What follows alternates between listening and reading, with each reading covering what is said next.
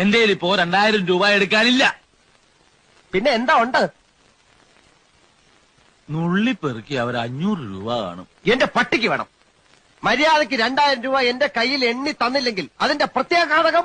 പ്രത്യാഘാതം മേഘം എന്നുള്ളതിന്റെ ഇയാളെന്നെ പഠിപ്പിക്കൊന്നും വേണ്ട. പ്രത്യാഘാതം അത് ഭയങ്കരമായിരിക്കും.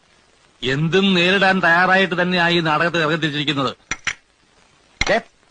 ഒരുമാതിരി പല തന്തയ്ക്ക് പറഞ്ഞ പരിപാടി എന്റെ അടുത്ത് കാണിക്കരുത്. തൽക്കാലം പല തന്തയുണ്ടെന്ന് വിചാരിച്ചേക്കാം. ഇയാള് ഞാൻ പോവാന്ന്. അതെ, കുറച്ച് പതുക്കെ പറഞ്ഞാലും കേൾക്കാം. പിന്നെന്താ ഞെട്ടാത്തത്? സാധാരണ ഇത്ര നിസ്സാര കാര്യങ്ങൾക്ക് ഞാൻ ഞെട്ടാറില്ല. ഓഹോ, പിന്നെ ഞാനങ്ങനെ വെറുതെ പോകുന്നൊന്നും വിചാരിക്കണ്ട. ഈ വിവരം മുഴുവൻ ആ മൂപ്പിലാനെ കണ്ട് ധരിപ്പിച്ചിട്ടാ ഞാൻ പോവും. ഒരു ചാൻസ് കൂടെ തരാം. 250 250 ഉറപ്പിക്കുന്നോ? രണ്ടുപേരോടും കൂടെ ചോദിക്കുന്നത്. എടോ, തനിക്ക് നാണമില്ലേടോ?